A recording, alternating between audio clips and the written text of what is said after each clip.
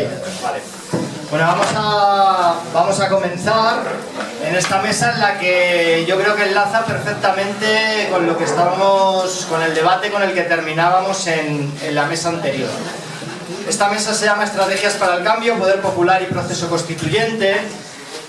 Y aquí queríamos, pues un poco, como decía, conectar con esa perspectiva que veíamos en la mesa anterior, de si realmente queremos transformar, si queremos generar un cambio, una transformación en este país, donde prime el interés de la clase trabajadora y de las clases populares frente a los intereses del poder económico, ¿qué estrategias tenemos que ser capaces de poner en marcha? Yo quería iniciar, antes de dar la palabra a la mesa, quería plantear un poco qué estrategias desde mi punto de vista se han puesto encima de la mesa para que también, pues desde las diferentes intervenciones, se pudieran confrontar. Para este debate contamos con 4 ponentes de lujo. Alberto Garzón, comentaros que finalmente no ha podido venir y en su lugar viene Sol Sánchez, que lo va a representar exactamente igual.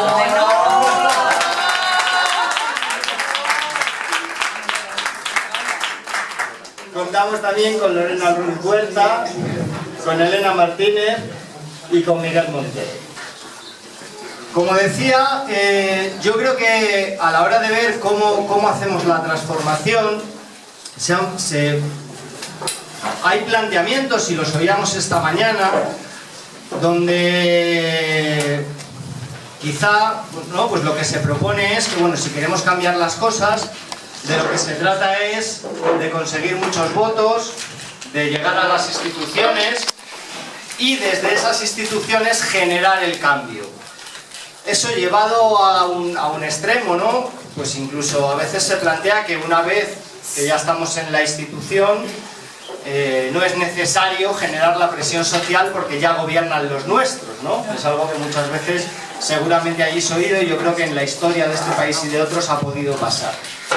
Hay otro planteamiento, ¿no? Y que, bueno, pues por lo tanto, si queremos cambiar las cosas, de lo que se trata es fundamentalmente de hacer campaña electoral, ¿no? Y de lograr llegar a la institución. Yo creo que hay otro planteamiento que va un poco más allá y dice, bueno, no me vale solo con llegar a la institución, sino que necesito generar movilización y lucha, o incluso para llegar a la institución no me vale solamente con hacer campaña electoral, sino necesito movilización y lucha, es decir, necesitamos que los movimientos sociales organizados, que las diferentes reivindicaciones de las clases populares se organicen y sean, por un lado, un impulso, ¿no?, de esos procesos electorales, y por otro lado un sostén una vez que ya se llegue a la institución, ¿no? Pero luego, lo comentábamos también en la charla de ayer y también ha salido esta mañana, cuando se llega a la institución se visualizan muchas limitaciones, ¿no?, por cómo está construido el propio marco, y entonces ahí es donde, bueno, pues algunos entendemos esa necesidad de lo del poder popular, ¿no?, de que no basta únicamente con estar en la institución y con tener un movimiento social que reivindique y que fuerce, sino que es necesario generar espacios también sociales de construcción de ese poder, como vía no solo de sostener lo que se está en la institución, sino incluso a veces al revés, es decir, desde la institución estar también al servicio de la construcción de ese poder, como entendiendo que el poder no está exclusivamente en la institución, sino que es algo mucho más amplio y que por lo tanto es necesario construirlo en todas las partes, con todos los elementos y con todas las fuerzas que tengamos, ¿no?, en los diferentes espacios, y que esa es la única manera de acabar confrontando contra un poder económico que si no te limita, aunque tú puedas tener en tus manos el poder, ¿no? Y ahí surge también quizás esa idea de proceso constituyente, yo creo que como necesidad de abrir un proceso de participación, ¿no?, de creación también de ese poder. Entonces, bueno, yo quería lanzar un poco aquí estas ideas, ¿no?, iniciales. Como decía, la charla es estrategias para el cambio. Entonces, lo que sí que me gustaría es que desde las diferentes intervenciones pues se haga una primera visión de cómo se ve esto, de qué estrategias se piensan que son las más adecuadas, también en función de cuál es el momento actual, de la experiencia que llevamos también en estos años, y además desde ese punto de vista estratégico, más allá también de lo coyuntural o de cómo sea el proceso en concreto a día de hoy, que eso quizá también lo hablaremos más mañana, ¿no? Sino que hoy lo veamos también en ese plano de la construcción de estrategias. Entonces, bueno, pues doy la palabra a Elena y empezamos. Bueno, pues buenos días a todos y a todas. Nada, muy agradecida de que me hayáis invitado y de poder estar aquí. Y bueno, yo creo que con algunas de las estrategias, pues por suerte con muchos compañeros y compañeras del PC y de otras organizaciones, movimientos, asociaciones, pues venimos coincidiendo, ¿no? Desde fiestas populares a luchas internacionalistas, movimiento antifascista, al movimiento feminista, con esto de que comentaban al final también de lo de las consultas republicanas que tendrán lugar el 23J, o sea, ya esto es algo que estamos haciendo, ¿no? No es algo que hay que hacer, sino que por suerte es algo que venimos haciendo. Para nosotras, esto de, bueno, el cambio, es verdad que son palabras de estas a veces muy grandes, ¿no? Proceso constituyente o poder popular, y que a veces o estamos todas de acuerdo, porque bueno, tampoco es que se quede muy claro de qué se está hablando, ¿no? Y a veces la amiga es más que entendemos cada cual por esto de poder popular, cambio, transformación o cuestiones de este tipo, ¿no?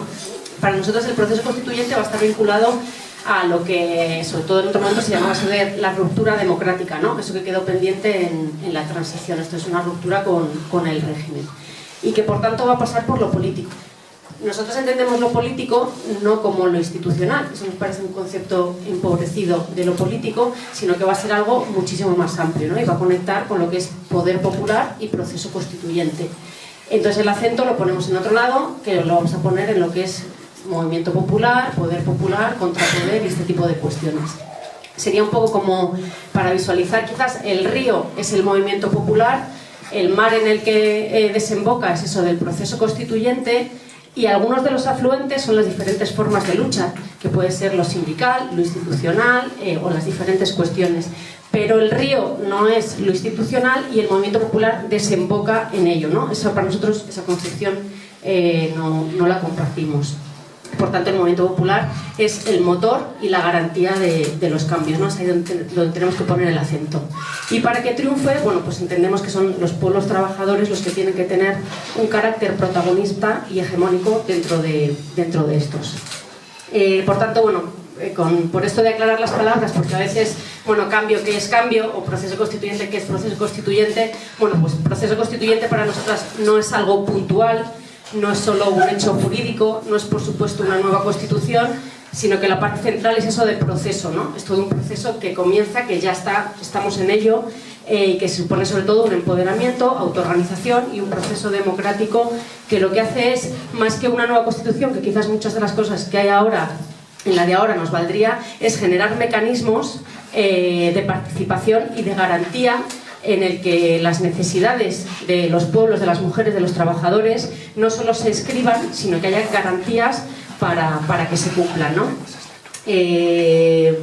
También con esto de poder popular, bueno, pues creemos que a veces nos ponemos en el poder popular, que sería un poco una última parte, y tendríamos que darnos cuenta que antes tiene que haber eso que se llama contrapoder, ¿no? Contrapoder no es solo contra el poder establecido, el poder constituido, sino que también lo que implica es esos procesos de autoorganización. Y bueno, pues ya se ha comentado también en la charla de antes, ¿no? Pues que evidentemente uno de esos ejemplos, ejercicios y que además ha dado victorias, pues ha sido, por ejemplo, todo el movimiento feminista, ¿no? Como un ejercicio de proceso, de empoderamiento, de autoorganización, centrado en sí mismo, no como para otro tipo de lucha, sino para sus propios objetivos. Y luego también, bueno, pues que ha dado importantes victorias, ¿no? Ha tenido esa capacidad de condicionar al poder constituido. Luego también, bueno, pues por supuesto tendremos que sacar lecciones de cómo, bueno, pues este poder constituido también es muy listo y cómo va a tratar de absorber o desactivar o desviar las luchas, en el sentido, bueno, de que ponerte muchas ministras parece que ya era de lo que iba todo esto, ¿no? Por tanto, bueno, es fundamental defender y respetar la autonomía de los movimientos populares como algo en sí, y desde nuestra parte eso de unidad popular parece que es unir muchas luchas, ¿no? pues a ver, ¿cuántas asociaciones de vecinos hay? A ver, ¿cuántas asociaciones feministas hay? ¿Cuántos colectivos estudiantiles? ¿Cuántos colectivos sindicales? Los juntamos todos y eso es la unidad popular. Para nosotros la unidad popular lo que le debe dar la unión es sobre todo, como decía, ese objetivo político, ¿no? Y para nosotros ese objetivo político es eso del proceso constituyente. Que además nosotros entendemos que es importante ponerle un añadido, porque a veces también eso del proceso constituyente es un poco palabra, ¿no? Y nos parece importante, por ejemplo, apellidarlo con proceso constituyente republicano, porque entendemos que eso ayuda también mucho a concretar, a visualizar y a conectar con una alternativa más concreta, ¿no? Que puede enganchar y que a la gente le puede conectar por ahí. Entonces, como digo, bueno, no va a ser unir un montón de luchas, sino darles, pues sobre todo con un carácter, van a estar unidas en un objetivo político. Ese objetivo político va a pasar por la destitución del régimen desde nuestro punto de vista, ¿no? Y más allá de grandes análisis o de teorías políticas, creemos, bueno, pues que es una cuestión del análisis de las experiencias militantes diversas, ¿no? Tanto, bueno, no me quiero empezar a partir del 15M porque no todo empezó en el 15M, pero bueno, todas las luchas que venían antes, todo lo que es el 15M, todo el movimiento feminista, todas las mareas, todas las PAS, son fundamentales, son imprescindibles, han tenido además victorias que son claves, que tenemos que ser conscientes de ellas y reivindicarlas, pero también tenemos que tener en cuenta, y yo creo que es una evidencia, que tienen un tope y nos damos con una barrera.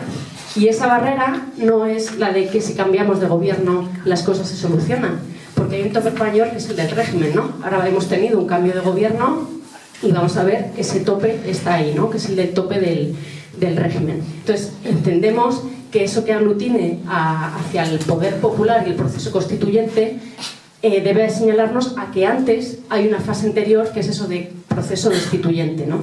El proceso destituyente es que sin vencer a este régimen, ninguna de esas luchas sectoriales, locales, concretas, parciales, que son totalmente necesarias, van a tener salida. Y desde nuestro punto de vista, eso es lo que debe articularlas y eso es lo que nos articula en proceso constituyente y poder popular, ¿no? Luego, bueno, pues algunas cuestiones, sin tampoco enrollarme más de la cuenta, que tengo tendencia a ello.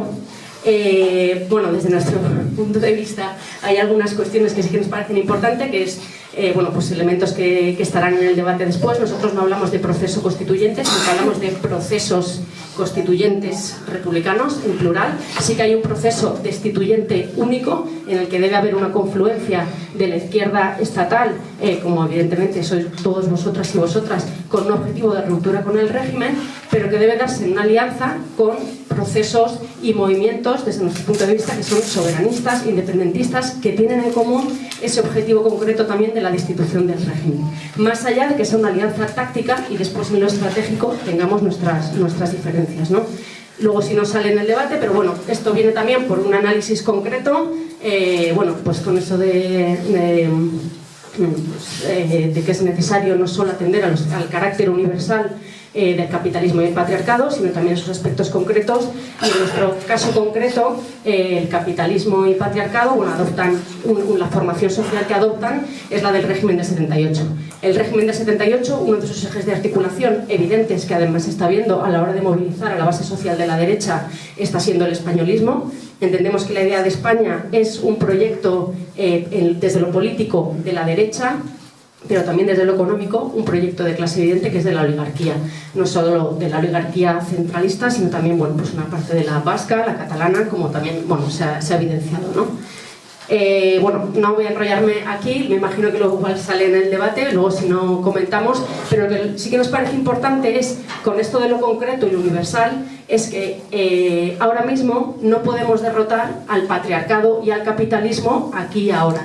Lo que sí que es posible derrotar en un corto plazo, aquí y ahora, es a la formación social concreta que adopta en nuestro caso, que es el régimen del 78. Por eso esta dialéctica entre lo universal y lo concreto, bueno, pues nos parece bastante importante porque nos da una carga de optimismo bien informado, ¿no? Para esa parte destituyente, nosotros entendemos que hay dos cuestiones que son principio activo imprescindible, ¿no?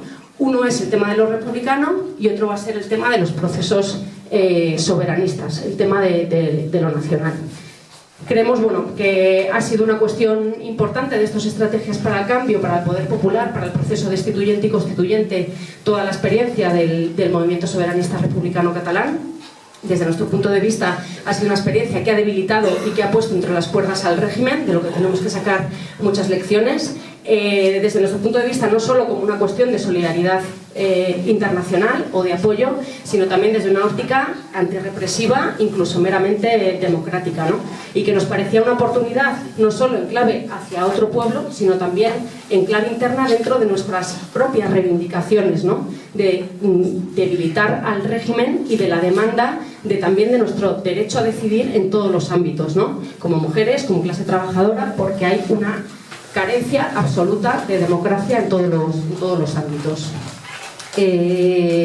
Bueno, luego me parece fundamental también entender que en esas estrategias de cambio tenemos que prepararnos, porque no hay cambio sin confrontación.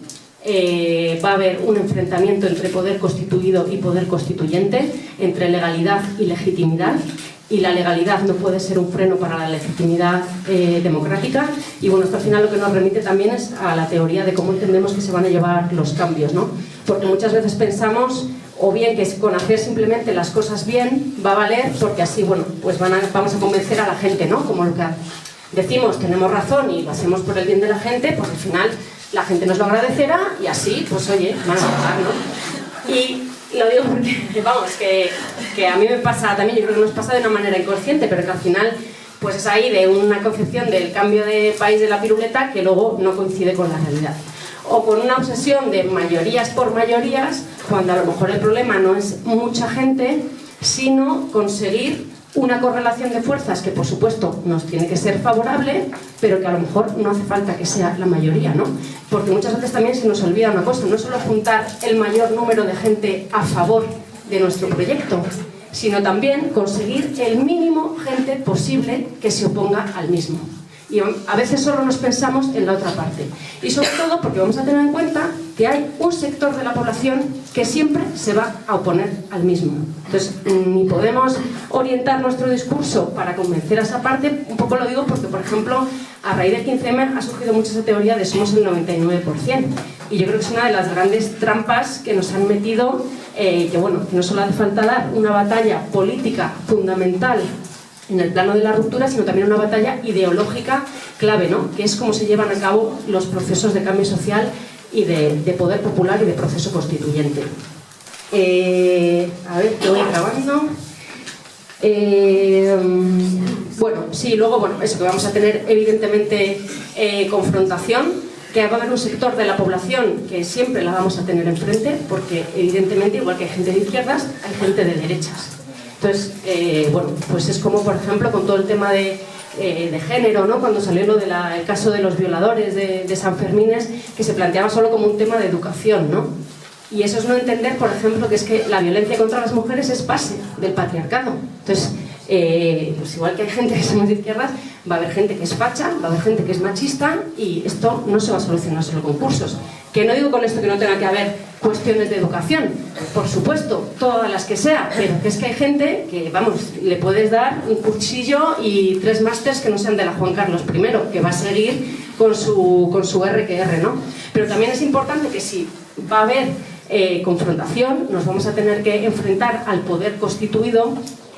Bueno, pues esto tampoco tiene que frenarnos, ¿no? Yo creo que también tenemos desde toda la trayectoria y sobre todo, bueno, gente como el PC, que pues es un partido histórico, pues también evidentemente tendrá la conciencia de que la represión lo que hace es dificultar el cambio, pero en ningún momento es capaz de frenarlo, ¿no? Te va poniendo trabas, pero eso no es capaz de frenarlo, y de hecho lo que tenemos que hacer es pasarle factura, ¿no? Pues con hechos como, por ejemplo, con lo de la ley Mordaza, con todo esto que está pasando, que se está viendo la evidente falta de justicia, la prevaricación como un mecanismo cotidiano, que al final hace un poco de herramienta boomerang, ¿no? Y que les vuelva. En esa estrategia de cambio lo que tenemos que hacer es pasarle factura, horadar, y que todos nuestros objetivos, aunque sean desde luchas muy concretas y muy parciales, por eso digo que el cambio es político.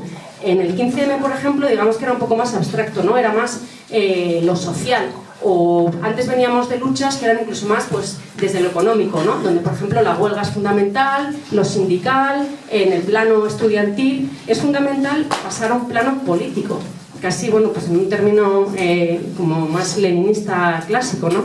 De totalmente enfocar todas las luchas desde una autonomía absoluta, pero enfocarlas a la lucha contra el régimen. Y por supuesto, no nos basta solo derrumbar al régimen, sino que necesitamos también una alternativa. Porque, bueno, pues las personas somos así y parece que, pues, hombre, que si hay que ir, se va. Pero si te imaginas un poco a dónde vas y visualizas, pues que siempre te va a animar un poquillo más, ¿no? Entonces, todo lo que sea visibilizar, concretar, porque todos esos elementos objetivos son fundamentales, ¿no? Y por eso, desde nuestro punto de vista, también toda la parte de decir no solo proceso constituyente, sino meterle lo de republicano, pues nos parece una parte que ayuda mucho más a concretar y animar. La gente entiende perfectamente y tiene el referente progresista de lo que puso la Segunda República. Y no digo lo republicano como una mirada hacia atrás, sino hacia adelante. Y bueno, por ir acabando... Sí, pues experiencias concretas, en esto de que lo viejo no acaba de morir y lo nuevo no acaba de nacer, pues sí que está habiendo un montón de experiencias concretas que yo creo que lo mejor es fijarnos en ellas para sacar lecciones. Una, por supuesto, está siendo todo el movimiento feminista, y luego, bueno, pues a nosotros nos parece fundamental experiencias concretas como, bueno, la que habrá el 23 de junio, en un par de fines de semana, con esta consulta republicana en Vallecas, porque nos parece que lo que apunta es desde una lógica de barrio concreta, de unión, de punto concreto, pues como digo, no solo es unir luchas, sino unirlas en torno a un objetivo político fundamental, ¿no?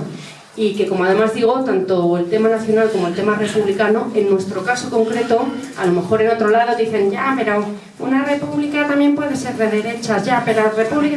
Vale, pero en nuestro caso concreto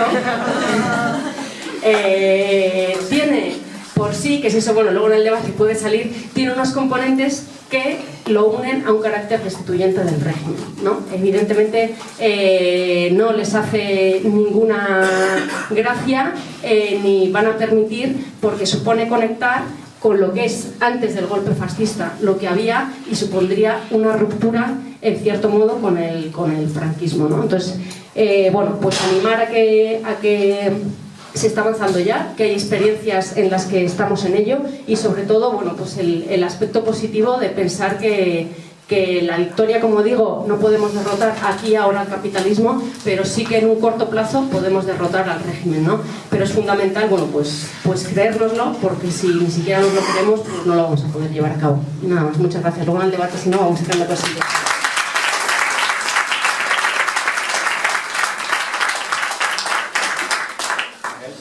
Vale, pues buenas tardes.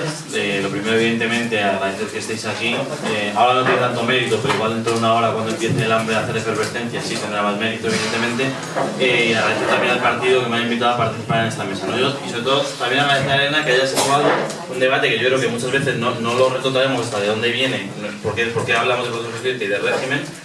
La necesidad de que enfoquemos la cuestión del régimen desde un punto de vista también marxista, ¿no? Ya que estamos aquí. Evidentemente, nosotros, en este caso las comunistas, nos gustaría o aspiraríamos en algún momento a hablar del socialismo como un sistema superador de la lucha de clases, como un sistema superador de la contradicción centro-periferia, de la contradicción entre el trabajo manual, el trabajo intelectual, todas estas cuestiones clásicas. Pero evidentemente a día de hoy en el Estado español la correlación de fuerzas es obvio que no nos permite hablar de socialismo, y en concreto la formación estable del capitalismo en su fase imperialista dentro de la Unión Europea a día de hoy en el Estado español es el régimen del Estado. Por eso todo lo centramos en torno a la palabra régimen, porque entendemos que es una construcción social, política y económica con unas bases bastante firmes, que ahora voy a enumerar más o menos, y que viene, bueno, más o menos de un consenso constituyente del 78. ¿Por qué hablamos también nosotras ahora del proceso constituyente? Bueno, primero, evidentemente, como ya se ha adelantado en algunas charlas, nosotros, el PC, fue parte, bueno, yo no estaba ni en el pensamiento de mis abuelos, pero el PC fue parte de ese consenso constituyente, ¿no? A diferencia de otros sectores más minoritarios quizá de la izquierda, fue parte de ese consenso constituyente, pero eso no significa que formamos parte del bloque dominante que forjó el régimen del Estado, ¿no? Y por eso creo que es importante diferenciar entre el consenso constituyente del 78 y el bloque dominante del régimen del 78. ¿Por qué? Porque nosotras mismas nos pasamos casi hasta el año que yo he nacido, la fiesta del PC, el discurso que de Anguita, en el cual cuestionaba ya abiertamente la viabilidad de esa demanda que tenía la izquierda española, que era el cumplimiento íntegro de la Constitución, porque se decía que la Constitución había sido un proceso democrático y social que no estaba cumpliendo y que estaba cercenando, hasta que superamos esa consigna pasaron 20 años desde el Consenso Constituyente. Y en ese tiempo, además del Tratado de Maastricht y otras cosas súper importantes, es donde verdaderamente se forjó el bloque dominante que a día de hoy domina lo que sería el régimen de este hecho, ¿no? Ese bloque dominante se forjó sobre todo en torno a dos hechos fundamentales. El primero sería el 23F y la amenaza de un golpe militar, si no en el Estado español, para restaurar el orden previo. Y el segundo sería la victoria del Partido Socialista en el año 82 con mayoría absoluta, que imponía una única interpretación de ese proceso de, más o menos, reforma democrática de lo que era el régimen franquista del año 78, ¿no? Que no ruptura, eso es lo importante. En ese sentido, es importante entender también que desde la crisis económica y la posterior crisis del régimen, esta consigna del proceso constituyente es cuando de verdad se ha hecho realidad en cierto sentido, ¿no? ¿Por qué? Porque ya podemos diferenciar entre no solamente el bloque dominante y el bloque dominado, que eso sería un análisis socioeconómico, sino también un análisis político, en la diferencia entre un proyecto de continuista y un proyecto rupturista del régimen del derecho, que es en todo caso también lo que nos interesa para hablar. Ese bloque continuista está íntimamente ligado, evidentemente, al bloque dominante. Sería representado en lo político por el PP, el PSOE y Ciudadanos, por la patronal evidentemente, por los intereses del gran capital europeo representados por el IBEX 35 en nuestro país, de una forma muy importante por los grandes grupos de medios de comunicación como Prisa, Atresmedia, Mediaset, por la judicatura como el factor que hace la clave, y también, eso es una reflexión histórica que nosotros, al menos en el PCMS, hemos hecho, por una parte de lo que serían las organizaciones sociales burocratizadas y convertidas en algo corporativo, ¿no? Nosotros, en lo que sería el campo popular, también hemos tenido verdaderos muebles llenos de alcanfor defendiendo el régimen del 68. En ese sentido, el sindicalismo corporativo, solamente por citar CETICO o CESIF, son grandes ejemplos de articulación concreta de cómo reventamos el marco sindical para que sea útil al bloque dominante, y también ciertos sectores profesionales burocratizados, ¿no? En este caso, por ejemplo, será muy ilustrador los colegios de abogados o las asociaciones profesionales de la magistratura. El ámbito jurídico quizás se ve mucho, pero en otros ámbitos incluso se vio también. Este proyecto tiene unos rasgos muy fundamentales y que son comunes entre sí. Y eso es importante analizar, que por mucho que haya distintas expresiones políticas y por mucho que haya distintas expresiones de clase de ese bloque dominante y de sobre todo ese proyecto de continuidad, hay unas bases fundamentales que permean todo. La primera es la fosilización del sistema institucional y de las leyes, ¿no? Que va aparejada a un proceso de tecnificación pseudocientífica de lo que es el derecho. Esto es lo mejor técnicamente, estas leyes están dentro de lo que sería el ímpetu de la Constitución, lo que se llama que la Constitución a día de hoy la ha suplantado un bloque de constitucionalidad nuevo, que ya no está en la Constitución, pero que está creado y que permite sentencias como la del Estatut, permite que se deroguen un montón de leyes, como en cualquier caso podría llegar a derogar la ley de la paz en última instancia, ¿no? Es una interpretación reaccionaria de la Constitución en la cual los poderes constituidos suplantan automáticamente al poder constituyente. En ese sentido también es una defensa cerrada de los intereses del gran capital. La estabilidad económica, la corrupción y la privatización como gran eje de trasvase de dinero público al ámbito privado, y evidentemente la estabilidad presupuestaria del 35 que marca que toda inversión financiera a día de hoy en España va a ser sostenible y va a ser rentable de aquí a 15 o 20 años, que es como la gran preocupación del gran capital europeo en el marco actual. En lo interno, evidentemente, es un modelo autonómico, si no regionalista o centralizado directamente, ahí sí que tienen ciertas divergencias, pero en ningún momento están dispuestos a dar a los pueblos que forman el Estado español algo más allá de la autonomía suplantada, ¿no? ¿Por qué? Porque lo que cierra la bóveda, el verdadero cierre de la bóveda de ese proyecto continuista, de ese bloque dominante, es la Unión Europea.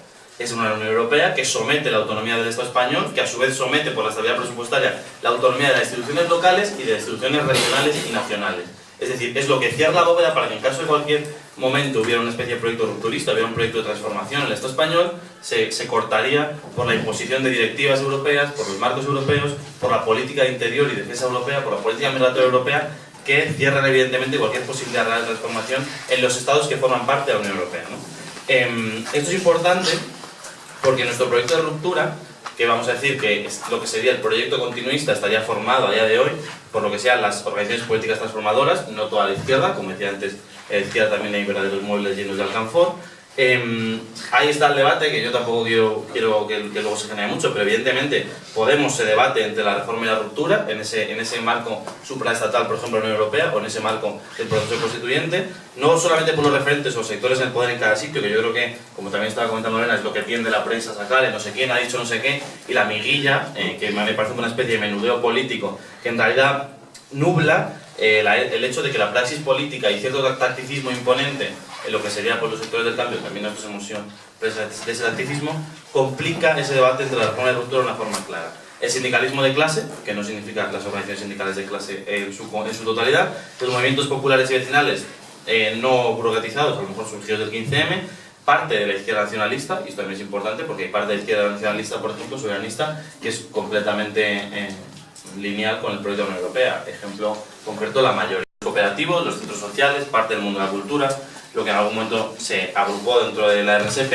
Y la cuestión con este proyecto, que en realidad es nuestro proyecto de ruptura, es que no tiene un consenso político basado en acuerdos fundamentales, a diferencia del bloque dominante y el proyecto continuista del régimen del 68. ¿Por qué? Porque al final lo que ocurre es que esto lo que hace es debilitar nuestra proyección política y nuestra interrelación con sectores indecisos entre la reforma y la ruptura. Y por eso hay determinados sectores, determinadas organizaciones políticas y sociales que se debaten entre la reforma y la ruptura porque no hay un consenso fundamental de las fuerzas rupturistas que les fuercen a situarse en esa disyuntiva, ¿no? Algunas bases claves de nuestro proceso, que sí que están más o menos del proyecto rupturista enumeradas, sería evidentemente el proceso constituyente y no la reforma constitucional. Es una cuestión básica luego también para lo que podemos hablar a posteriori en el resto de charlas.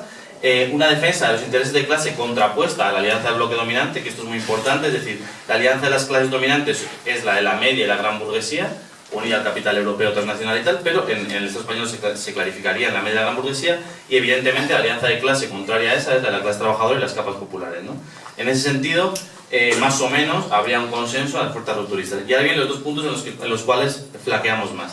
El primero es el modelo plurinacional. Hay un consenso en el proyecto rupturista en torno a que el Estado español es un Estado plurinacional, pero es muy difícil ir más allá, articular una propuesta concreta más allá de lugares comunes como el federalismo que vale para todo. Es decir, un federalismo que tampoco estamos definiendo la postura federal claramente cuando decimos federalismo a día de hoy, porque vale desde el PSOE hasta un montón de sectores, ¿no? Hay multiplicidad de proyectos, evidentemente, pasando por el mismo hecho de que la parte de la izquierda soberanista formaría parte de este proyecto rupturista y que tiene un proyecto nítido y definido, ¿no? Y luego la gran debilidad del proyecto rupturista, tenemos un tabú en torno a la Unión Europea. Cada 2x3 decimos la Unión Europea es mala, la troika, el euro, y luego volvemos a querer reformar los tratados, ¿no? Y esa es como la espiral en la cual estamos sumidos, en cierto sentido, porque no somos capaces de ir más allá y decir lo que cierra la bóveda del régimen de derecho a día de hoy, que es la Unión Europea, y su imposición a cualquier tipo de transformación, debemos romper necesariamente con la Unión Europea para romper en algún momento de verdad con el régimen del 68. Claro, aquí el problema es que la Unión Europea y el europeísmo, como cuestión más chachiprogre de la Unión Europea, ha tenido un triunfo discursivo ideológico absoluto en el Estado español. O sea, aquí quien diga que no es europeísta, esto de euroescéptico, parece que es que odias a los franceses porque te han suplantado la tortilla o algo así. Es decir, es como una cuestión demoníaca el decir que tú estás en contra de la Unión Europea, pero eso no significa que tú te sitúes enfrente del resto de los pueblos de Europa, ¿no? Sobre todo porque tampoco tenemos una alternativa enmarcada en lo que podría ser nuestro otro gran eje, que es el Mediterráneo, y que implicaría asumir que evidentemente nuestro proyecto de relación comercial natural en el ámbito geopolítico no es la Europa del Norte, sino son los países del norte de África y Oriente Medio.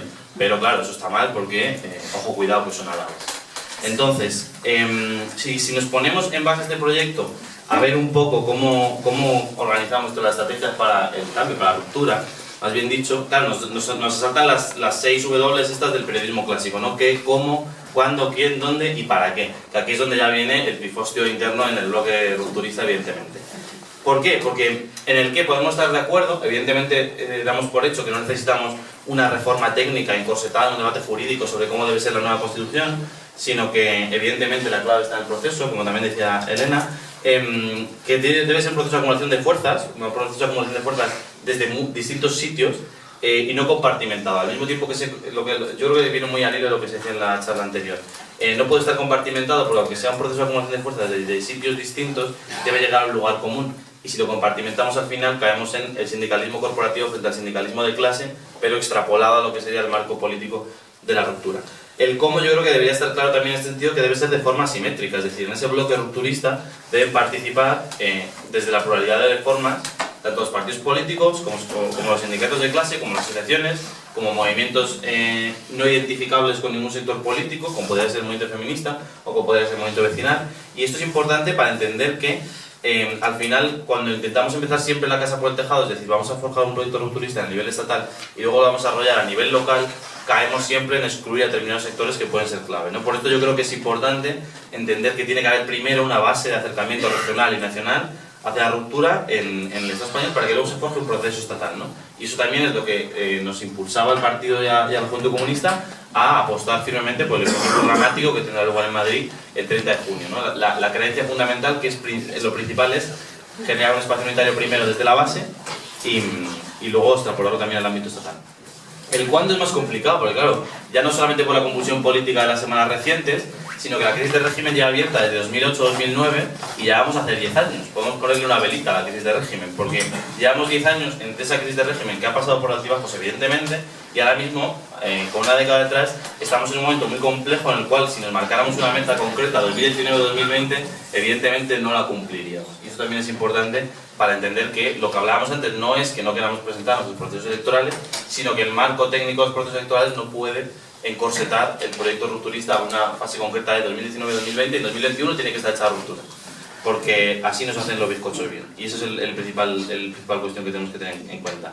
El quién, yo creo que ya más o menos lo he comentado, pero tiene que estar claro que para el bloque rupturista el quién, las alianzas no deben ser con el resto de fuerzas rupturistas, ¿no? Porque eso sería lo fácil.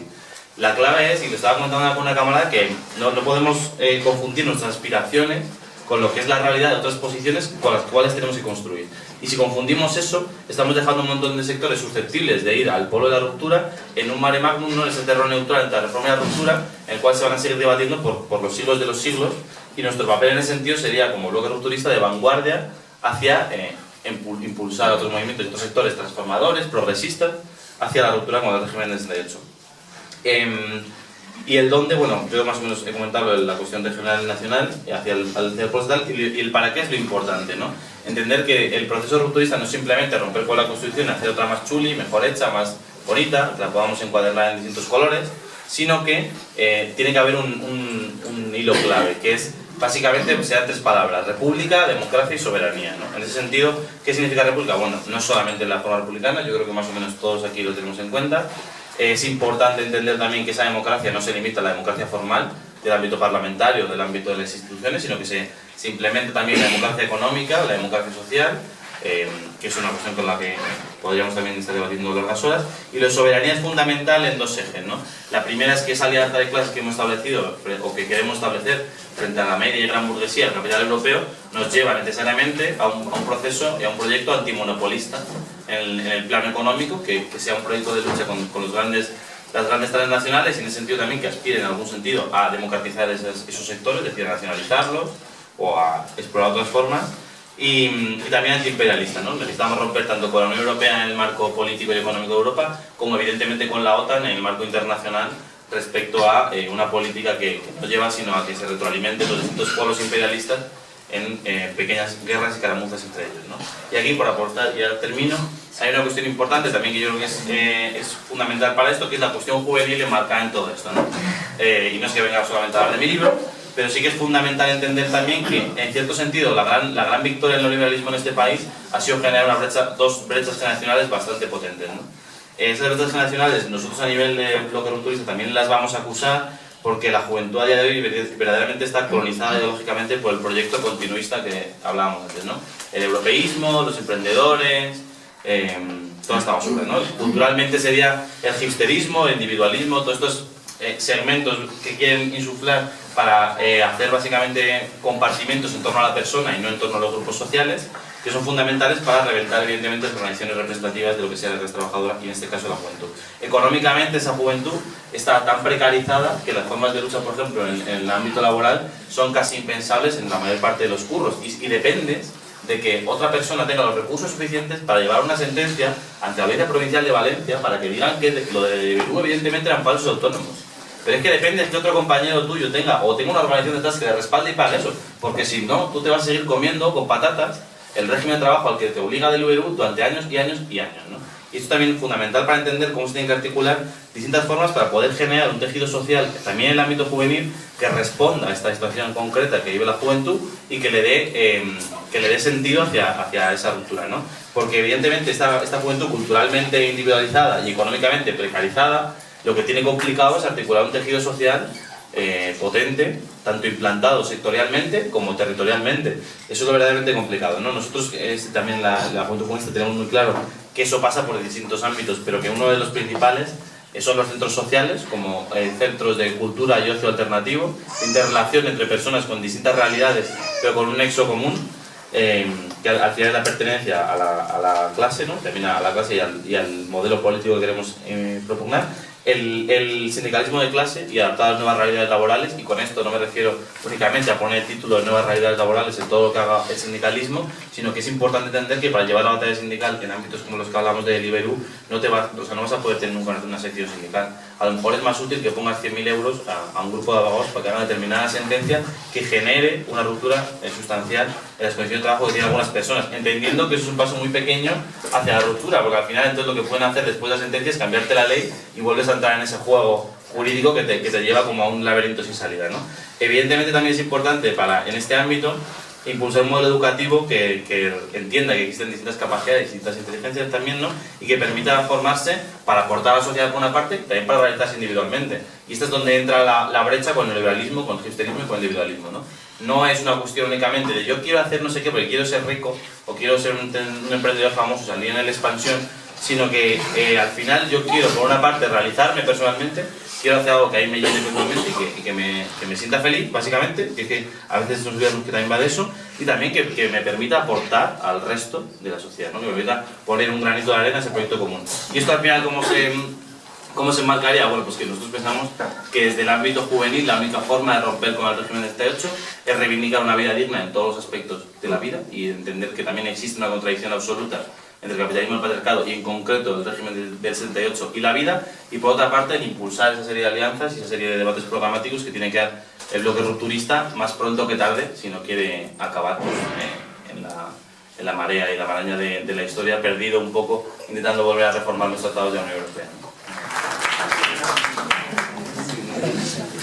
¿Qué tal? Pues buenos días, buenas tardes casi ya. Muchas gracias también a la Universidad de Verano del Partido Comunista por invitarme a formar parte de esta interesantísima Universidad de Verano.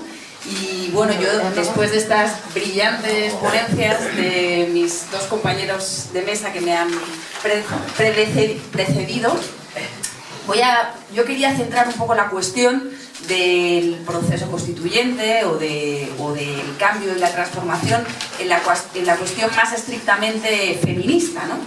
Y es que, bueno, creo que es innegable decir que en el proceso constituyente de 1978 a las mujeres se nos excluyó. Directamente fuimos excluidas. Las mujeres no participamos apenas en la elaboración de la Constitución de 1978, quedamos completamente fuera, y no solamente quedamos completamente fuera en términos numéricos, en términos de nuestra presencia física en la elaboración de la Constitución, sino que quedamos fuera también en la parte dogmática, en la parte de contenidos de la Constitución. Es verdad que se incorporó un artículo 14 que reconoce la igualdad de hombres y mujeres ante la ley, la igualdad de derechos, etc. Pero todo ello se hizo sin remover ni la subjetividad en torno a lo masculino y lo femenino, ni sin remover desde luego ninguna de las relaciones de poder preexistentes entre hombres y mujeres que componían nuestra sociedad. Yo creo que todo este estallido del movimiento feminista, que bueno, el movimiento feminista lleva trabajando por supuesto muchísimo tiempo, pero creo que el estallido del último año es innegable, ¿no? y se ha hecho presente con una fuerza inmensa, pues no solamente en la manifestación del último 8 de marzo, que fue acompañada de una huelga, creo que histórica, y que además en nuestro país pues ha constituido un precedente. Yo creo que no hay prácticamente ningún otro país en el que la movilización y la huelga hayan tenido tanta fuerza, que en ese sentido estamos de enhorabuena, como las movilizaciones espontáneas que está provocando el enjuiciamiento de la sentencia de la manada y demás. Yo creo que hacen ya innegable decir que si estamos caminando hacia la construcción de una democracia de verdad, esa democracia tiene que ser paritaria. ¿Y qué significa una democracia paritaria? Pues tiene dos dimensiones. Hay una muy clara que por otra parte ya está en la letra de la ley actual, que es que las instituciones tienen que tener una composición paritaria, tiene que haber una equidad en el número de hombres y mujeres que componen las instituciones que gobiernan, que rigen el Estado, ¿no? Eso es claro y eso está recogido ya en una ley de igualdad que no se cumple, que tiene muchísimos años de vigencia, que la aprobó el gobierno de Zapatero y que todos vemos claramente que no se cumple. No hay más que ver, por ejemplo, el paradigma de la justicia con un Tribunal Supremo. Hoy leía una noticia que por primera vez en 208 años el Tribunal Supremo ha constituido, el primer tribunal constituido exclusivamente por mujeres. Y era en un foro en Barcelona en el que 4 mujeres magistradas estaban explicando en un foro, en una ponencia, cómo sí es posible y perfectamente ajustado incluso a la Constitución actual el tener una perspectiva de género en la aplicación del derecho, ¿no? Bueno, porque el Tribunal Supremo no tiene ni una sola mujer en su sala de gobierno y año tras año vemos como la imagen de la justicia, esa foto fija de la apertura del año judicial, no tiene ni una sola mujer. Y por otra parte, y todavía más importante, está la parte cualitativa en esta democracia paritaria. Y esta democracia paritaria cualitativa, la parte cualitativa, lo que implica es revisar la base sobre la que está edificada la teoría de los derechos, que debe tener en cuenta la dimensión de género, porque hasta ahora tenemos pues, un elenco de derechos reconocidos, entre los que tiene nuestra propia Constitución y los que son equiparables porque los trasladamos o los traemos de los convenios internacionales de derechos, de los tratados internacionales de derechos, pero siguen sustentados sobre una estructura que mantiene las relaciones de poder de los hombres sobre las mujeres absolutamente intacta. Y de esa manera, si subsisten esas estructuras de poder que mantienen estas relaciones de jerarquía de los hombres sobre las mujeres, pues por mucha teoría de derechos que haya, si se mantiene esa estructura de poder vigente, no se avanza hacia la igualdad. Por tanto, cuando se habla de democracia paritaria, yo creo que la clave no está tanto en hablar de sexo o en la supuesta discriminación sexual, que está, como digo, recogida en el artículo 14 de la Constitución, sino en hablar de género y en toda esa estructura de poder que supone el género y el patriarcado que tiene estas estructuras de poder de los hombres sobre las mujeres. Se habla de la necesidad de revisar el pacto social, pero para poder revisar el pacto social en un nuevo proceso constituyente, en un nuevo orden constitucional y democrático, es necesario previamente revisar el contrato sexual y toda la cultura jurídica que apoya al sujeto masculino como referente. El sujeto masculino es el paradigma del sujeto de derecho y esto significa que se dejan intactas, como digo, las estructuras que son las que provocan las discriminaciones que vivimos cotidianamente las mujeres.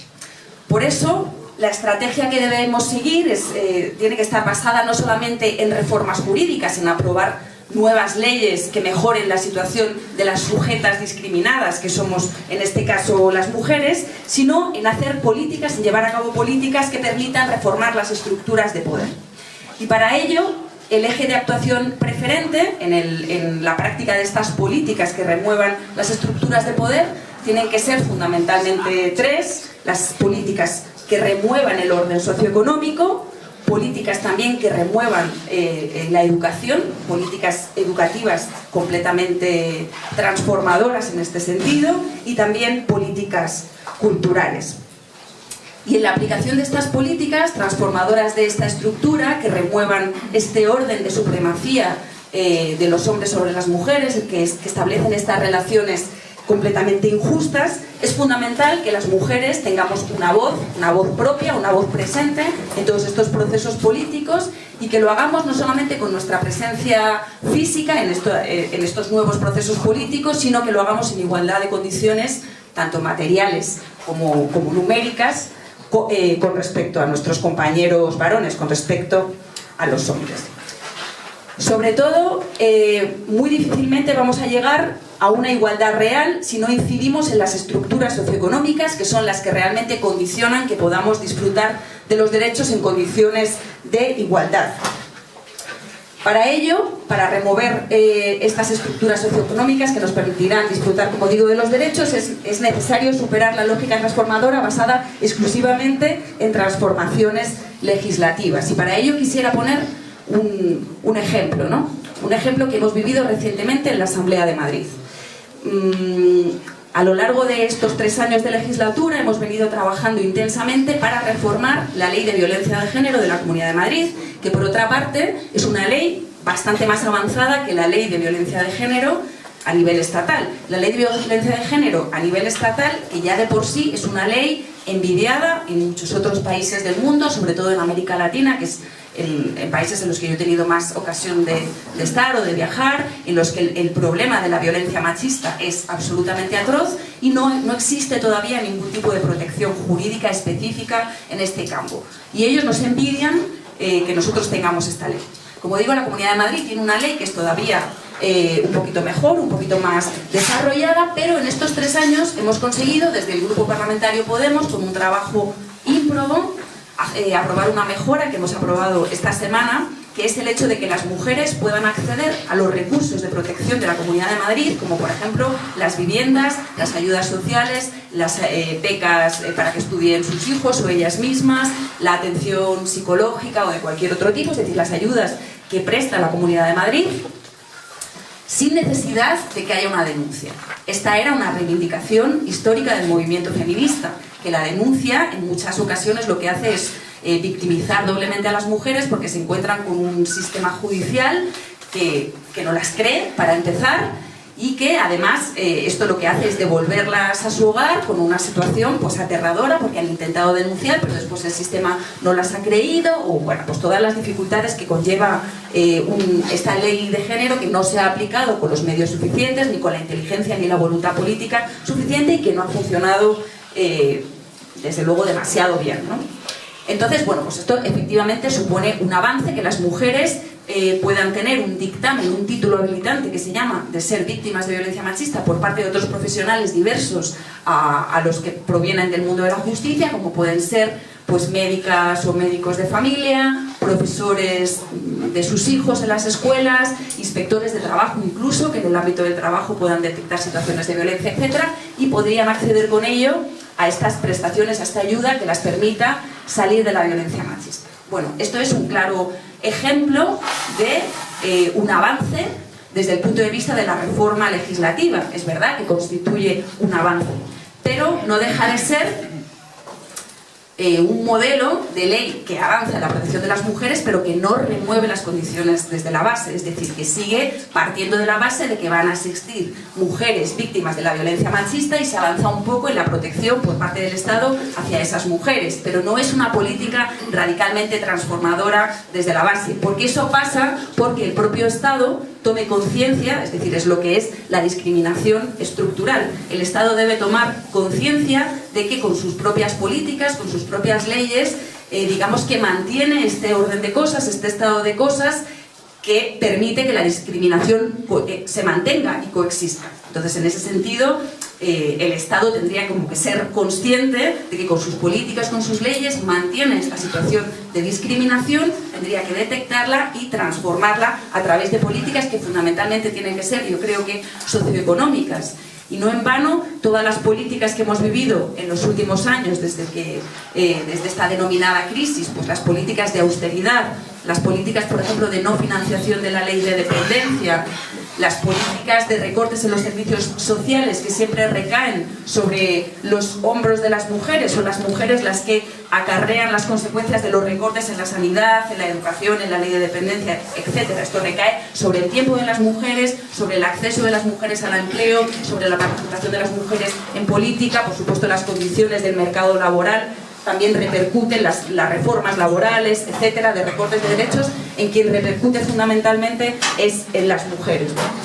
Sin unas políticas que remuevan este orden de cosas, esta estructura de cosas, pues será imposible avanzar hacia la igualdad. Aunque, bueno, es innegable, por otra parte, que las leyes pues suponen también mejoras, suponen conquistas. En este momento, por ejemplo, también hay un grupo de mujeres juristas que estamos trabajando en la cuestión de la reforma del Código Penal, la famosa reforma del Código Penal en materia de agresiones sexuales, ¿no? Y estamos viendo cómo hay otros estados que tienen legislaciones más avanzadas, y hay un tema, por ejemplo, en el que hemos caído ahora, que me parece sumamente interesante y que creo que sería muy bueno modificar, y es una mera reforma legislativa, pero ya supondría un avance. Es, por ejemplo, la cuestión de que en el ámbito del derecho civil el consentimiento es algo que está muy regulado y que además tiene unos estándares de exigencia elevadísimos. Por ejemplo, si yo quiero comprarme una vivienda o alquilar un piso o firmar cualquier otro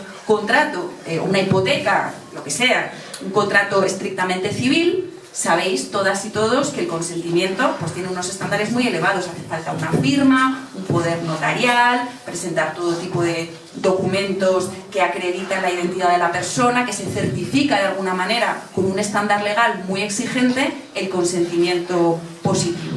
Sin embargo, en el ámbito del derecho penal, el consentimiento no está prácticamente ni siquiera regulado. En algunas ocasiones a los jueces les basta un sonido gutural para entender que hay un consentimiento, y estamos hablando del acceso a la integridad o del daño, del deterioro de la integridad física de las personas, ¿no? Que es, yo creo, el bien jurídico más importante o que más hay que proteger en una sociedad, y sin embargo, pues el consentimiento no está regulado, o incluso la prueba está en contra, ¿no?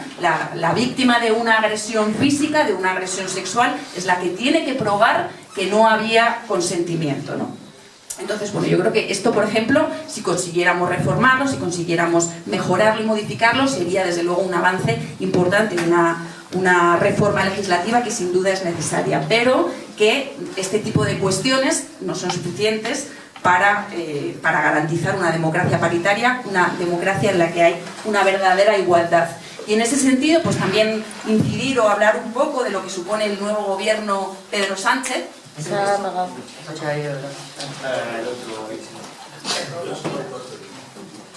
Hola, sí. Pues esto es lo que supone un poco el nuevo gobierno Pedro Sánchez, ¿no? Ya se ha mencionado antes, pero bueno, yo creo que ha sido verdaderamente audaz. Yo sí reconozco la audacia de Pedro Sánchez al nombrar este gobierno, que es mediáticamente poderoso, y con el nombramiento de tantísimas mujeres en un momento como este, como digo, en el que el feminismo pues tiene un protagonismo estelar, pues no se le puede negar la audacia que ha tenido, pero lógicamente por lo que no vamos a pasar es por creer que eso sea un gobierno feminista. Para que haya un gobierno feminista no basta con que haya solamente 11 mujeres, que está muy bien, pero partimos de la base de que el propio gobierno de Pedro Sánchez o del PSOE se ha puesto ya unas autolimitaciones tremendas, aceptando una política económica de austeridad absoluta, aceptando un techo de gasto, aceptando una postura totalmente acrítica con las políticas de austeridad y demás que vienen de la Unión Europea, ¿no? Por otra parte, pues efectivamente es un gobierno con 11 mujeres, que yo creo que es un gesto audaz, pero que sigue siendo el Partido Socialista, ese mismo Partido Socialista que no ha dado ni la menor señal de ruptura con el régimen del 78 ni con el poder financiero, ¿no? Así que en ese sentido, pues bueno, es un gobierno del que sí, a lo mejor se puede esperar alguna de estas reformas legislativas de las que hablaba y que pueden estar bien, pero que no podemos esperar desde luego ningún elemento transformador. Y aquí es donde entra pues nuestro momento, nuestro papel, en el que las fuerzas del cambio tenemos que optar pues por mendigar un hueco a este gobierno de Pedro Sánchez. Yo en este sentido pues hago desde aquí una manifestación crítica a la posición que yo he escuchado a la dirección de mi partido, que es Podemos, ¿no? Que bueno, pues con esta petición de ensanchar el arco parlamentario desde el Congreso de los Diputados para tener un mayor respaldo y a cambio formar parte del gobierno, pues creo que ahí Podemos, como fuerza del cambio, como integrante del bloque del cambio, pues podría surgir, tener una doble suerte, o bien de convertirse en una eterna muleta de sostén del PSOE a futuro, o bien ser directamente fagocitado por el propio PSOE, ¿no? Cuando yo creo que el bloque del cambio o las fuerzas políticas y sociales del cambio, lo que tenemos que hacer en este momento precisamente es disputarle la hegemonía al PSOE. Creo que eso es una conclusión clara que flota en el ambiente de esta universidad y de este espacio, ¿no? Y que hay que prepararse no solamente para disputarle la hegemonía política al PSOE, sino para disputársela también a las oligarquías cuando se consiga conquistar el poder. Y para eso las fuerzas del cambio pues necesitamos desde luego volver a ilusionar a una mayoría social Y en ese sentido yo creo que bueno, que con las limitaciones y con lo que la cuestión de sí, pero tenemos ahora mismo un calendario o un momento que me parece sumamente interesante, que es este primer momento de encuentro programático en el que debemos confluir o coincidir muchos actores muy diversos y en el que desde mi punto de vista el feminismo tiene que ser un eje absolutamente central que debe marcar claramente ese encuentro programático y político. Yo creo que nunca más podemos volver a permitirnos un proceso constituyente que excluya mínimamente a las mujeres, que hay que tomarse muy en serio esto del feminismo. No podemos consentir que sea de nuevo un feminismo mainstream, sino hay que tomárselo en serio y tiene que ser verdaderamente transformador. Es lo más urgente que tenemos entre manos, y que ese encuentro programático y de confluencia entre agentes diversos y con el feminismo como eje central tiene que culminar en un proceso de primarias que sean verdaderamente democráticas, plurales, que reflejen de una manera democrática y plural el resultado, que pueda concurrir a las elecciones de 2019 para empezar a caminar, a andar ese proceso de ruptura con el régimen y de caminar hacia un proceso constituyente. Muchas gracias. Bueno, buenas tardes ya. Yo voy a intentar ser... voy a intentar ser muy breve porque tenemos ya un hambre que estamos todos destrozados seguro. A ver, yo estaba tomando notitas y yo quería dar un poco, y sobre todo porque como ya se ha contado prácticamente todo, ¿no? Dar un poco continuidad a algunas de las cuestiones que salieron en la mesa anterior, que tuve la suerte de llegar a verla y que creo que se solucionan de alguna manera muchas de las dudas, porque sí que ha sido una mesa de debate. O sea, a veces se acusa de que en estas cosas todas opinamos lo mismo y de debate nada. Y yo creo que es muy de celebrar que en la mesa anterior ha habido un verdadero debate con puntos de vista contrapuestos, y yo, como no es algo que suele suceder en estos foros, pues ya quiero desde aquí pues ponerlo en valor a la gente que lo ha organizado y a los propios ponentes, porque creo que ha sido muy interesante. Pero hay algunas cosas que yo entiendo que de todo ese debate surgido antes se solucionan o deberían solucionarse con el contenido o el título que tenía esta mesa, ¿no? Bueno, añadir nada más que Elena lo ha centrado perfectamente todo el tema del proceso constituyente en toda su amplitud. Miguel ha dado todos los detalles porque es una auténtica escopeta, vamos disparando todo tipo de cosas. La parte feminista me parece impagable que ha puesto Lorena, que vamos, solamente me he apuntado dos cositas para añadir, por curiosidad. La palabra mujer en la Constitución del 78 aparece 2 veces, o sea, fin de la cita, como diría nuestro antiguo presidente. Es que solo con eso es más que suficiente para ver cuál es el contenido, ¿no? Pero como han puesto todo esto aquí, ¿no? Yo quiero un poco reconducir a esos planteamientos anteriores. Primero, cuando hablamos de régimen, del contenido del régimen, lo bien que lo han hilado ellos, ¿no?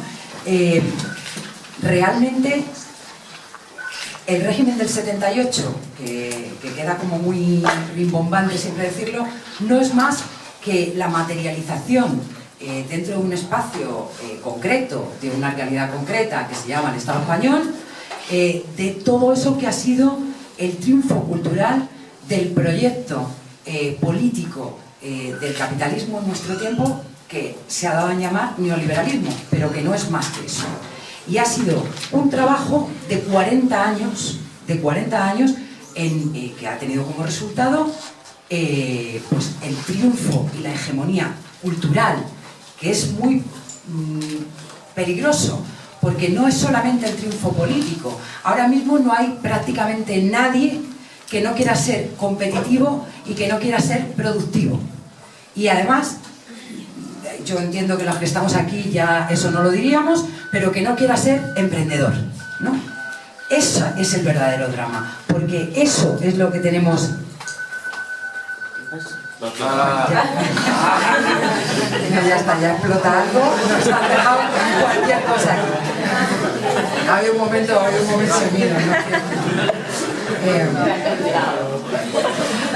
Como os decía, esa es la parte más profunda de lo que tenemos que combatir, porque no va a haber, y aquí sí que retomo lo que se decía en la mesa anterior, a ver, los movimientos sociales, y aquí sí que me siento legitimada para opinar, igual hasta más que de los políticos, los movimientos sociales, o eso que llamamos movimientos sociales, que en puridad los teóricos que han ido estudiando cómo surge esto y demás, pues siempre establecen que tienen como, digamos, el antecedente más antiguo al propio movimiento sindical, que nace del movimiento obrero, que nace de un movimiento histórico, que es un cambio, que es el surgimiento de una clase nueva por una realidad nueva, un cambio social, ¿no? Donde antes no existía, se produce una emergencia y sale ese movimiento obrero.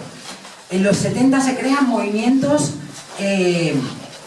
como el ecologismo y el primer feminismo o los primeros feminismos. Y los que van naciendo después, ya entre los 80 y los 90, son movimientos que nacen sobre reivindicaciones concretas. Algunas más individualistas, por decirlo de alguna manera, y no me quiero meter mucho en este jardín, y otros como a consecuencia, digamos, de envites del propio sistema capitalista en aquel momento.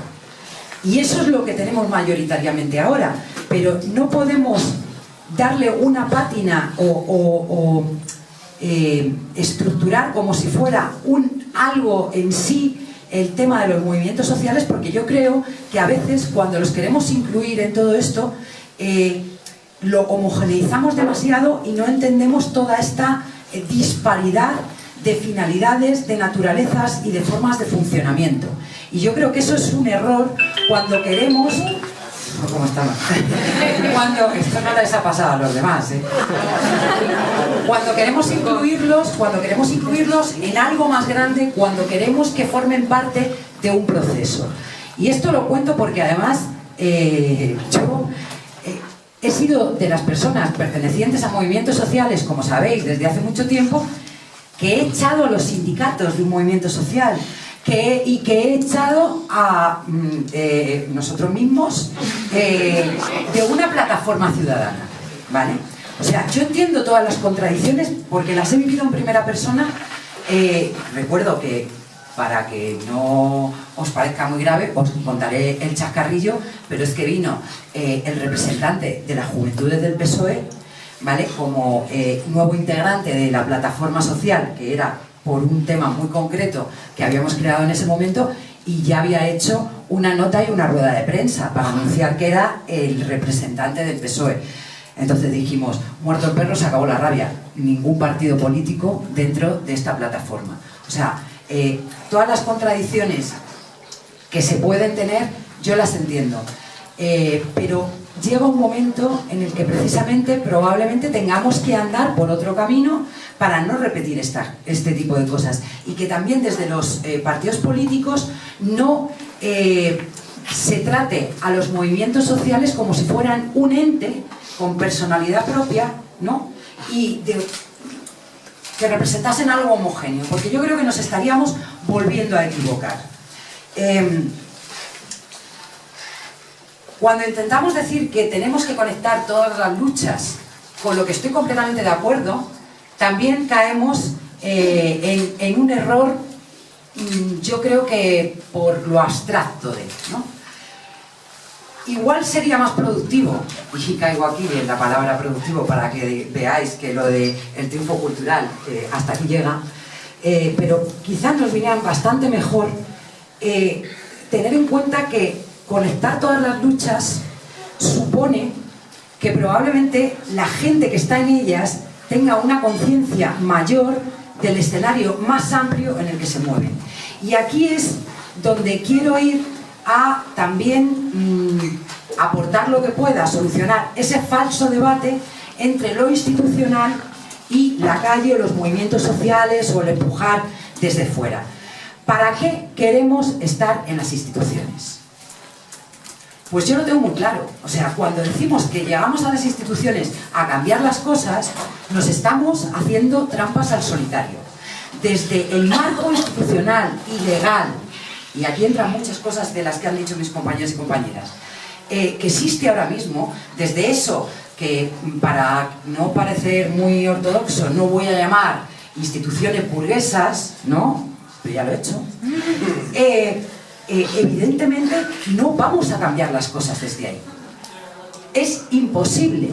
Podemos abrir pequeñas brechas en el sistema, podemos hacer pequeñas cosas que luego ensanchen, pero tenemos dos objetivos que cumplir allí, y la verdad es que no podemos cumplir ninguno más. Uno, mejorar, es decir, combatir las políticas que llevan a la ruina y están precarizando la vida de nuestra gente, tratar de compensarlas, tratar de frenar a la barbarie neoliberal y la precariedad laboral, no, en todos los aspectos de la vida, todos los recortes, etc.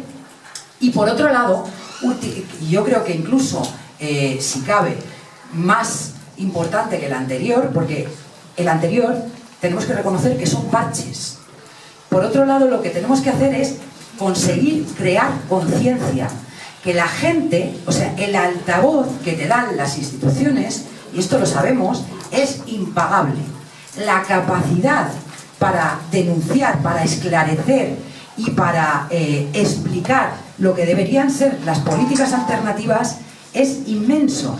Y eso crea algo que es insustituible y que yo creo que debido a ese triunfo cultural es lo que más ha caído bajo suelo.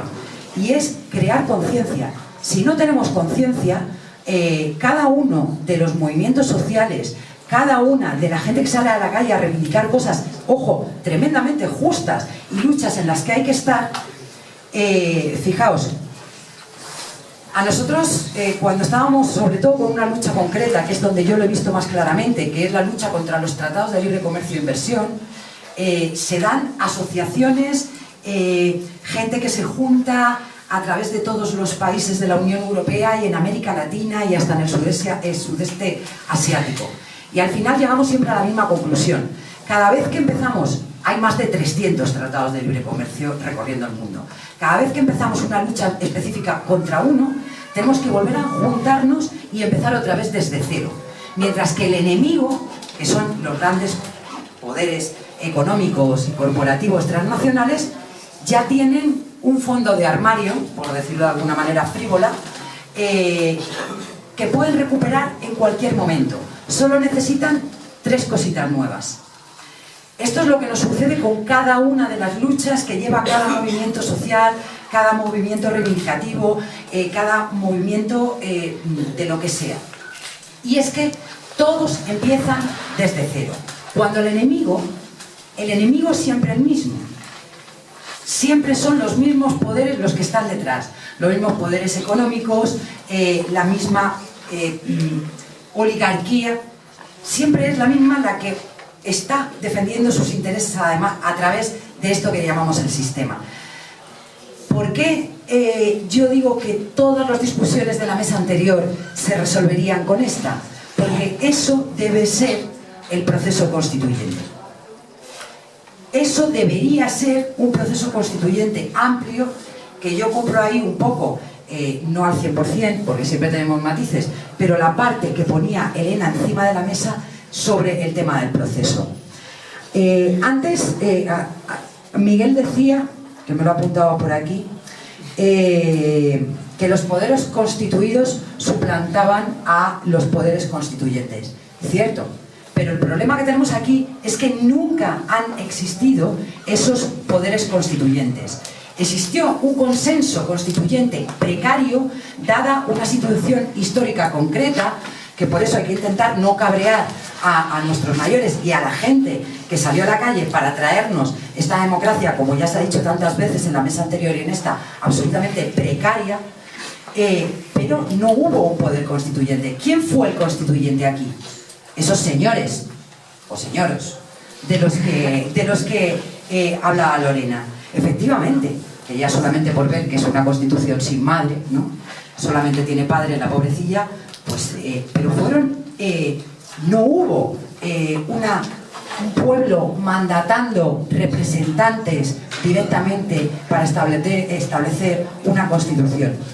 Y yo aquí, ya para acabar de crear un poquito de polémica, pues voy a poner encima de la mesa el último proceso constituyente que yo conozco y que he conocido directamente porque estuve en el lanzamiento del mismo.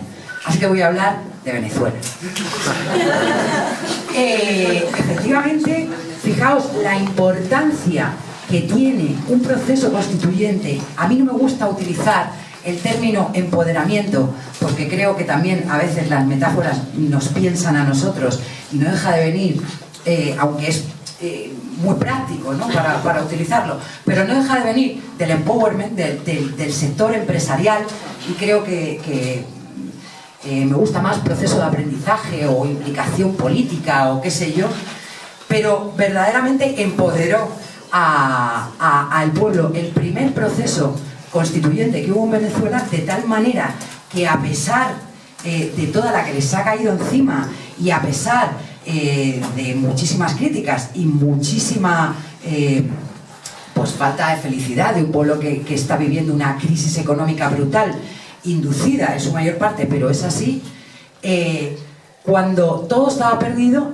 se pudo llamar al constituyente porque sí existía un constituyente ya, y porque sí cada sector del pueblo, cada sector, sobre todo de la clase trabajadora, sin prescindir de las otras, que evidentemente no son el 99%, como decíais antes, pero sí son más de un 70%, quienes somos las clases populares y trabajadoras, así en general, pues todos esos sectores son los que se constituyen como el constituyente. Ahí sí, pero para poder llegar, evidentemente, a un proceso constituyente que nos dé una nueva constitución, hace falta antes que haya esa conciencia mínima, porque es que si no, estamos absolutamente perdidas. Primero, no vamos a tener respaldo para que eso llegue. Y segundo, no tendría ningún sentido hacerlo así, porque vamos a movernos en el triunfo de esa hegemonía cultural, donde, ¿qué vamos a ser? ¿Emprendedores de la nueva Constitución? O sea, podemos llegar a un tremendo absurdo. Por lo tanto, yo creo que una de las cuestiones que tenemos que tener muy en cuenta es que esa unidad popular de la que hablábamos antes, en realidad, para lo que tiene que servir es de preproceso, para que existan poderes que en un momento dado puedan ser constituyentes y que nos lleven a un proceso constituyente que nos lleve hacia donde queremos caminar y no a una distopía total, ¿no? Antes en la otra mesa alguien hablaba que, bueno, todo esto son utopías, ¿no? Ojo con eso, que las utopías de ayer son las distopías del presente, y si no, y con esto acabo ya para no ponerme pesada, no sé cuánto tiempo llevo hablando, yo había dicho que iba a hablar poquito, pero fijaos, en los albores, ¿no? de la revolución industrial, San Simón, y normalmente no me pongo a contar cosas así que queden en plan cultureta, pero creo que esta era bastante buena, ¿no? En una de las utopías del siglo XIX, pues San Simón decía que el progreso vendría de tener a los industriales en el gobierno, liderados por los banqueros, y ojo, esto hoy por hoy de utópico tiene muy poquito. El único detalle es que decía que también, para que no se institucionalizase y se convirtiese en algo muy gris, había que poner a los artistas también un pequeño reducto ahí, y ahora lo que hacemos es que los metemos en la cárcel, ¿no? Pero el resto de esa utopía de ayer se ha convertido precisamente en la distopía de hoy. Son las grandes oligarquías las que, y además los industriales, las grandes multinacionales y los banqueros muy especialmente. Aplaudía Ana Patricia Botín a la nueva ministra de Economía. No me parece nada feminista ese tema. No. Como os decía, eso es en lo que se ha convertido, ¿no? Aquí, lo que os decía, metemos directamente a los artistas en la cárcel, pero una de las cosas por las que yo creo que también podemos decir que no hubo realmente un proceso constituyente en el 78 es porque ninguno de los grandes poderes económicos y financieros se removieron de su lugar. Nada cambió más que las formas democráticas, lo cual, ojo, que ya nos vino bastante bien, ¿no? Algo es algo. Pero un proceso constituyente, si queremos caminar hacia uno de verdad, no podemos caer en los mismos errores del pasado. Y si no vamos a ser capaces de remover todos los poderes subyacentes, el poder real, porque el poder político, el poder al que accedemos en las instituciones, en este estado actual de las cosas, no es el poder real. Si eso no lo vamos a poder cambiar, no demos pasos en falso de procesos constituyentes que no van a ser más que una quimera más de ese otro amago de proceso constituyente, que es lo que consolidó puesto que hoy seguimos llamando por algo régimen del 78. Y con esto ya yo, si queréis, empezamos.